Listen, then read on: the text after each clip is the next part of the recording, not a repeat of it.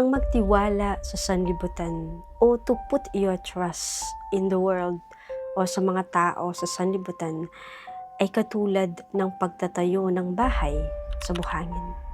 For today o ngayon, maaari ka nilang itaas, ngunit bukas o tomorrow ay maaari ka nilang ibagsak at maaaring maglaho ka ng walang bakas. Sapagkat sila ay unstable o pabago-bago sa lahat ng kanilang mga ginagawa.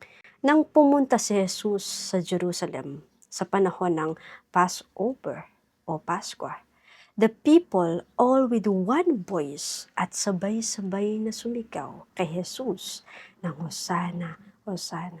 Makikita natin to sa Matthew chapter 21, verse 9. The multitude who went before and those who followed cried out, saying, Hosanna to the Son of David. Blessed is he who comes in the name of the Lord. Hosanna in the highest.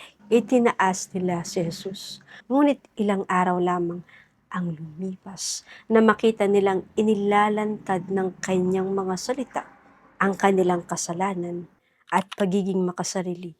Nagbago ang kanilang tinig. Ang parehong mga tao na dati nagpuri at nagtaas kay Jesus ay nagsimulang sumigaw laban sa kanya.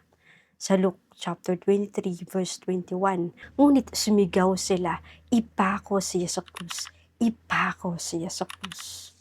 Pinapakita nito kung gaano kabilis magbago ang approval of men. Kaya wag mong ilagay ang iyong tiwala sa mga tao o sa papuri ng mundo o worldly praise. Kung dahil sa misunderstanding ay ang ilan o kahit lahat ng tao ay tumalikod sa iyo, magdulot sa iyo ng pain o bighati, huwag mong ituring na ito ay isang misfortune o kasawian. Sa Matthew chapter 5 verse 11 to 12, mapalad kayo kapag kayo ay nilalait, iniusig at pinagsasabihan ng sari-saring kasamaan na pawang kasinungalingan dahil sa akin. Magalak kayo at magsaya sapagkat malaki ang gantimpala ninyo sa langit. Sapagkat gayon din nila iniusig ang mga propeta na nauna sa inyo.